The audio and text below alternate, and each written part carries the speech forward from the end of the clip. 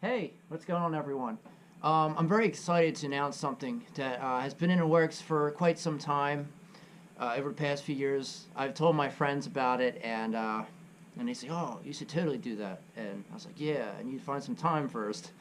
And it's generally something that I feel like will be helpful for other people, other drummers that want to like understand how I play. I know personally, in person and through comments, people have asked me, it's like, "Oh, what are you doing there? You know, it's such a blur. I don't understand what you're playing there. It's too fast, you know?" It's like, "Can you do, like, show me how you do that?" And it's kind of hard to explain people in person. Like, you have to show them on video and slow it down. So I thought maybe I'd start doing like a weekly or a monthly thing, a video tutorial showing different drum fills that I do in my solos, or just what I use every day that I find very exciting, and I think it'd be really great. And I think the greatest act as an artist personally, and as someone that is creative, is to inspire others to pick up drumsticks or guitar, drum, draw, or anything artistically, and to say, "Hey, you know, I learned that from you. Like, that really means a lot to me, and I appreciate that." And honestly, a lot of stuff that I know I get from other drummers, past teachers, people I see play, my influences, and I'm forever grateful for that. I totally appreciate that, and you guys know who you are. So I'm very excited. I hope you guys really enjoy this and you find it just rather interesting, like something new you could throw around. Or if you learn how to play drums and you say you learned it from me, that is really awesome. So I hope you guys enjoy.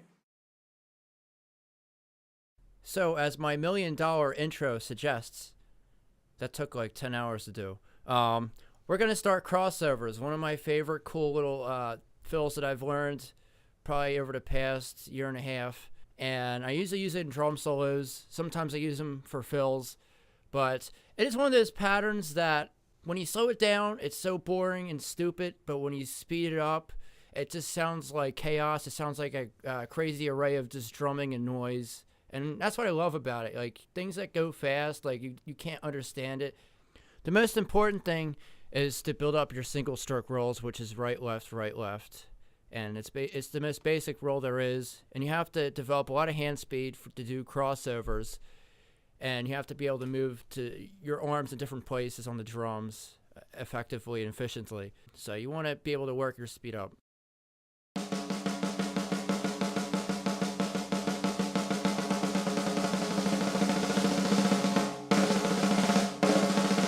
Once you get up to that kind of speed, you can really work on this pattern and you can really get going and having some fun. It's really worth to note that a lot of the big bands like Buddy Rich, drummers back, like the jazzy drummers, they really implemented a lot of crossovers, different types of patterns. But back on the topic, this exercise took a lot of time to get right, to get used to it, and I'm still getting faster at it. It wasn't just something I learned in a week and that was it. Like, I really worked on it. So finally, after my rambling, let's do some crossovers. Very slowly. Well, sort of slow. So it's worth to note that when I'm playing this, I am keeping a steady pulse on the bass drum where my right foot is. Sometimes I'll do double bass, which is kind of cool. Double the power. But mainly I like to do single because I feel like the attack is better. You can see how this exercise requires a lot of shifting your hands on different drums. It's kind of awkward at first, but once you get used to it, muscle memory kicks. If you look at the diagram up above, it's basically a pattern. On the top is the your hands, right, left hand. At the bottom, S and T. S stands for snare drum, and T stands for tom drum, which is the 4 tom in this case. So you gotta basically follow the pattern around. And that's the hard part, getting used to that pattern and working on it very slowly. So basically you're working with 16th notes. And when you practice this, you have to practice at around maybe 50 or 60 beats per minute on a metronome. But really slow it down. And like I said, after a few months or a few years, or maybe your entire life, you perhaps might be able to get this down. So you might be thinking, Kyle, man, this really sucks. It's really slow and boring.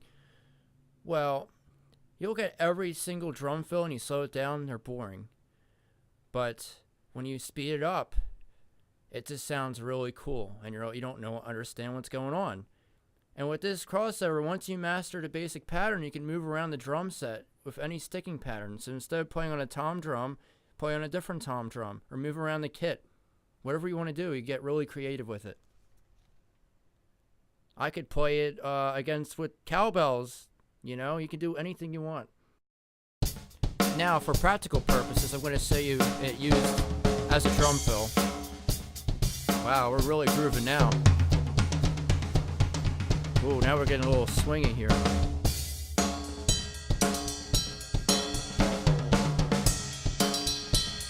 But like I said earlier, I like to use this in drum solos because it adds a really nice finale touch to it. It's like fireworks. You don't want to like put your best fireworks up and then the rest of the fireworks suck, right? You want to like build your drum solo and have it just get better and better until the end. Or that's how I like to look at it. So now what you've been waiting for all along, if you haven't fallen asleep already, let's see how fast we can really go.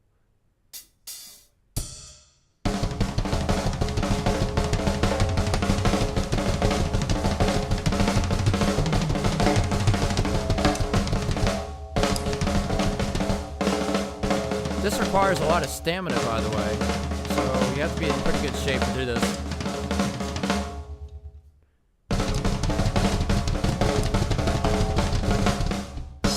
Well, now that I'm catching my breath right now, and I felt like I ran a marathon, you can go really fast and push the limits.